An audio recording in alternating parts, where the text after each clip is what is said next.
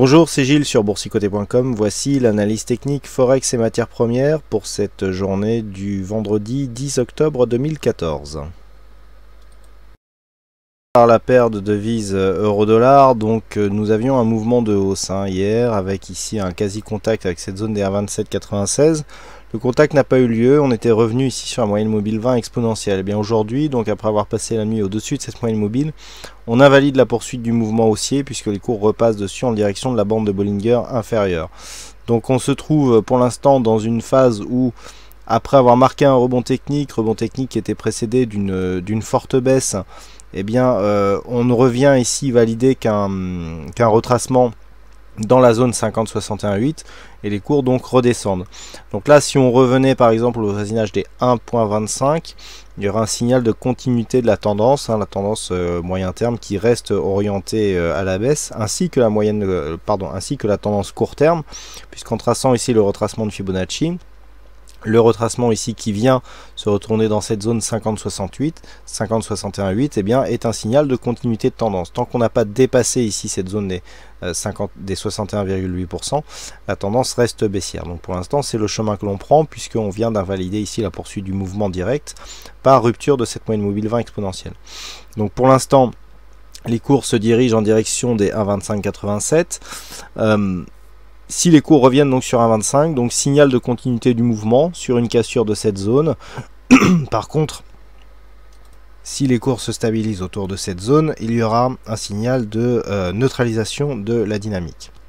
Donc à surveiller ici cette zone des 1,25. Il faudrait aussi que les cours repassent durablement sous la zone des 1,2645.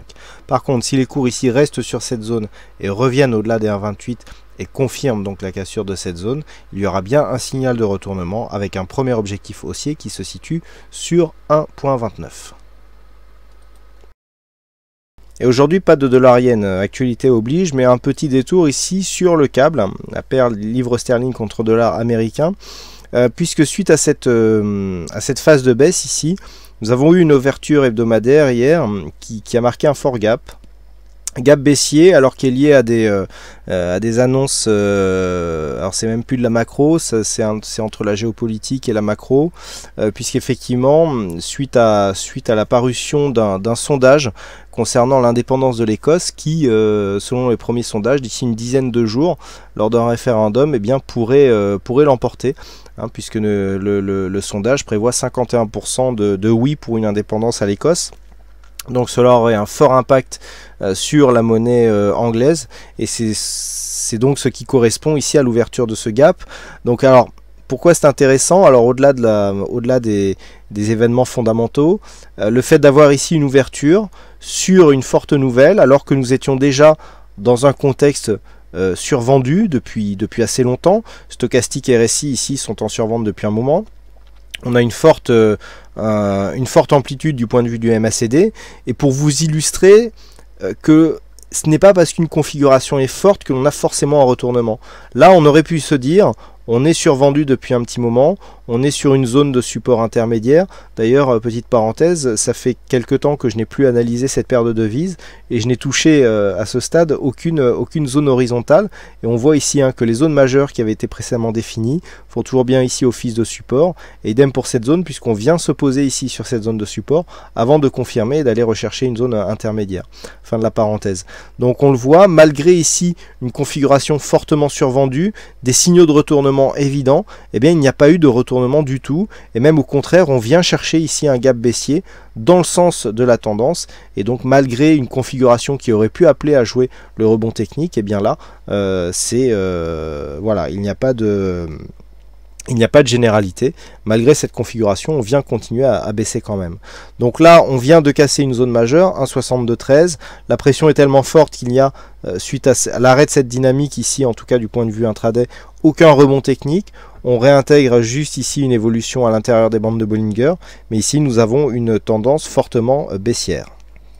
Donc lorsque les mouvements sont liés à des fortes nouvelles, il est très dangereux. Alors effectivement, on peut toujours jouer le rebond en pricant un nom au référendum qui aura lieu dans une dizaine de jours. Mais c'est quand même très dangereux, on peut le voir ici sur cette phase, malgré une survente évidente, malgré des signaux de retournement, eh bien le retournement ne s'est pas fait, au contraire on a ouvert un gap baissier et il n'y a il n'y a rien d'automatique dans le comblement des gaps, surtout en forex ici sur des gaps hebdomadaires. Donc une configuration qui reste baissière, très dynamique, hein, on a une très forte amplitude ici au niveau du MACD dans un contexte fortement survendu, et donc on reste ici baissier, on voit bien hein, sous la moyenne mobile 20 exponentielle, on contact répété sur la bande de Bollinger inférieure, c'est toujours de la tendance baissière, et pour l'instant il n'y a aucun signal de retournement à court terme.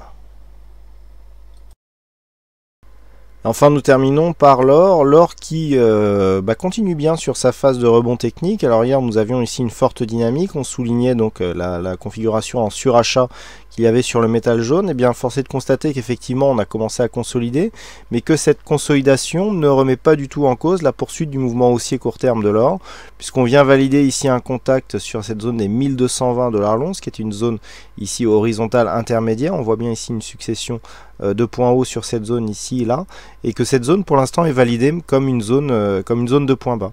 Qui plus est, suite à un contact ici sur la bande de Bollinger supérieure, on revient chercher la moyenne mobile 20 exponentielle. Donc là aussi, c'est un signal de continuité haussière. Donc d'un point de vue un peu plus global, ce mouvement s'inscrit dans une phase de rebond technique qui pourrait se transformer en retournement. Actuellement, les cours restent sous le retracement des 38,2% de Fibonacci. Tant qu'on reste sous cette zone, on est toujours potentiellement dans une phase de continuité baissière moyen terme, puisque ce retracement ici s'applique sur un tracé moyen terme. Si cette configuration ici est validé et que l'on vient casser ici à la hausse le retracement à 38,2% de Fibonacci, eh bien on commencera à marquer des signes d'affaiblissement de cette dynamique baissière, puisqu'on retracerait plus de 38,2% de cette tendance. Donc actuellement les cours se stabilisent, tant que l'on reste ici au-dessus de cette zone, il n'y a pas de remise en cause du mouvement haussier court terme.